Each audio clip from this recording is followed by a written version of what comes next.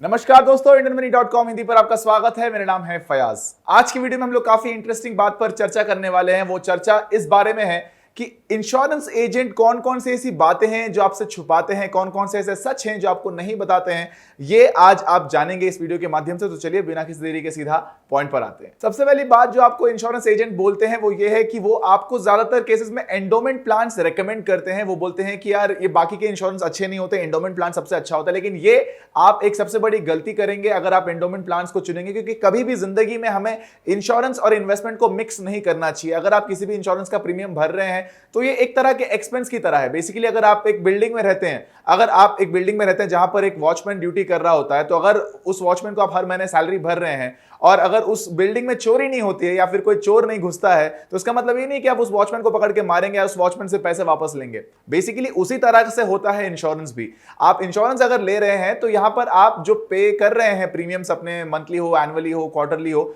ये बेसिकली एक एक्सपेंस की तरह है, ये खर्च की तरह है। आप उसे उस तरह से ट्रीट करिए। अगर आप एक एंडोमेंट प्लान लेते हैं जहां पर आप उम्मीद करते हैं कि हाँ, टर्म खत्म होने के बाद या उतनी अवधि खत्म होने के बाद मुझे पैसे वापस मिलेंगे, तो ये ज्यादातर केसेस में रेगुलर प्लान से ज्यादा महंगा होता है और आप प्रीमियम से भी ज्यादा भरेंगे और ये आपको ओवरऑल ज्यादा एक्सपेंसिव पड़ेगा आपके पॉकेट पर। तो इसलिए आपको एंडोमेंट प्लान्स का, यूनिट लिंक प्लान्स वगैरह का चुनाव नहीं करना चाहिए किसी भी इंश्योरेंस को लेते वक्त। अगली जो बात आपको एक इंश्योरेंस एजेंट नहीं बताता है वो ये है कि उसको कितना कमीशन मिल रहा होता है। ज्यादातर केसेस में हम जो प्रीमियम्स भर रहे होते हैं हमारे इंश्योरेंस के लिए, उसका एक बहुत बड़ा मोटा हिस्सा आपका जो इंश्योरेंस एजेंट है उसको एज अ कमीशन मिलता है। लेकिन हमेशा आपको इंश्योरेंस एजेंट ये बताएंगे कि हमको बहुत मिनिमम कमीशन मिलता है, हमको ना के बराबर 10-20 रुपए के लिए हम लोग कर रहे हैं, लेकिन ऐसा नहीं होता है। इसीलिए वो जानबूझकर आपको कभी कभी कुछ ऐसे फंड्स रेकमेंड करते हैं जिसमें उनको ज्यादा कमीशन मिले। तो इसीलिए आंख बंद कर अपने इंश्योरेंस एजेंट की बात आपको नहीं सुनना चाहिए। आपको अपना दिमाग लगाना चाहिए, अपना रिसर्च करना चाहिए, 4-5 लोगों से पूछना चाहिए, कुछ वेबसाइट्स पे जाकर कंपेयर करना चाहिए और आपकी प्रोफाइल के हिसाब से, आपकी जरूरत के हिसाब से जो इंश्योरेंस आपको सबसे सूटेबल लग रहा है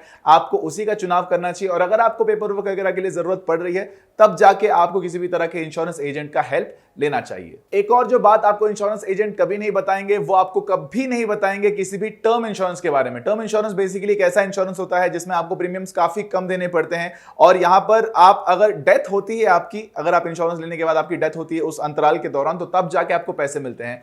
तो क्योंकि उसमें बेसिकली प्रीमियम कम होता है, उनको कमीशंस कम होते हैं, तो इसीलिए टर्म इंश्योरेंस कभी भी आपको इंश्योरेंस कंपनीज रेकमेंड नहीं करते। यहां पर आपको ये बोलेंगे कि यार अगर आप मर गए तब जाके आपको पैसा मिलेगा, अगर आप नहीं मरे तो वो सारा पैसा वेस्ट। तो हमें लगता है कि यार इससे बेटर हम लोग कोई एंडोमेंट प्लान ले लेते हैं, तो बाय चांस अगर हम लोग जिंदा रह गए तो हमें हमारे पैसे वापस मिलेंगे। तो इसीलिए आपको टर्म इंश्योरेंस कभी भी उन लोग रेकमेंड नहीं करेंगे। लेकिन हालांकि टर्म इंश्योरेंस सबसे अच्छा वाला इंश्योरेंस होता है। अगर आप उसे जितना जल्दी लेना शुरू कर दें तो आपको आपके जो प्रीमियम्स होते हैं वो भी काफी छोटे होते हैं और लॉन्ग टर्म में आपको काफी ज्यादा इसमें बेनिफिट भी मिलता है, क्योंकि लार्ज तरह के जो अनफॉर्चुनेट इंसिडेंट्स होते हैं उसको कवर करते हैं। क्लेम सेटलमेंट रेशियो भी एक टर्म इंश्योरेंस में ज्यादातर केसेस में अच्छा रहता है, तो आपके जो क्लेम्स हैं वो भी आपको फटाफट से मिल जाते हैं एक टर्म इंश्योरेंस के अंदर। चौथी बात जो आपका इंश्योरेंस एजेंट आपको कभी नहीं बताएगा, वो आपको कभी नहीं सजेस्ट करेंगे, रेकमेंड करेंगे कि आप एक इंश्योरेंस के लिए ऑनलाइन अप्लाई करने के लिए जाएं। वो आपको हमेशा बोलेंगे कि हाँ, आप ऑफलाइन माध्यम से ही अप्लाई करें। ऑनलाइन माध्यम में आपको क्लेम वगैरह करने में, सेटलमेंट वगैरह करने में काफी सारी दिक्कतों का सामना करना पड़ेगा। ये सारी बातें वो हमेशा आपको रेकमेंड करेंगे, तो इसीलिए आप कभी भी ऑनलाइन ना जाएं, ऐसा उन लोग आपको कहेंगे। लेकिन सत्य ये है कि आप ऑनलाइन अगर किसी भी तरह का इंश्योरेंस लेने के लिए जाते हैं तो आपको वो ऑफलाइन माध्यम से ज्यादा सस्ता पड़ता है, क्योंकि कंपनीज को भी यहां पर अपने इंश्योरेंस एजेंट का खर्चा नहीं होता, ऑपरेशन कॉस्ट उनका कम होता है, ओवरऑल प्रोसेसिंग वगैरह काफी स्मूथ और काफी सिंपल होते हैं, केवाईसी वगैरह भी आजकल ऑनलाइन हो जाता है। तो कंपनी ज्यादा आपको अच्छे ऑफर देती है, इसीलिए वो ऑनलाइन लेना के लिए आपको रेकमेंड करती है और आपको सजेस्ट भी करती है कि आप ऑनलाइन लें। लेकिन इंश्योरेंस एजेंट आपको इसका उल्टा बताते हैं। तो हमेशा हमको लगता है कि यार ऑफलाइन ले लेते हैं, कल के दिन अगर हमको कुछ प्रॉब्लम आ गई तो हम लोग कभी भी एक इंश्योरेंस एजेंट को जाकर संपर्क कर सकते हैं, लेकिन ऐसा नहीं है। अगर आप ऑनलाइन भी लेते हैं, अगर आपको कोई दिक्कत होती भी है तो आप कस्टमर केयर को कॉल करके बात कर सकते हैं, आप उनके ईमेल पर, चैट पर जाकर उनको संपर्क कर सकते हैं और आपके जितने भी डाउट्स हैं आपके इंश्योरेंस को लेकर आप उसको सकुशल तरीके से क्लियर भी कर सकते हैं। और पांचवी और सबसे जरूरी बात जो इंश्योरेंस एजेंट्स आपसे छुपाते हैं वो ये है कि वो आपको प्रीमियम्स के बारे में ज्यादा बेहतर जानकारी नहीं देते हैं। कई बार अगर हम लोग बल्क में प्रीमियम लेते हैं तो हमको काफी सारे डिस्काउंट्स मिलते हैं, काफी हद तक हमारे पैसे बचते हैं।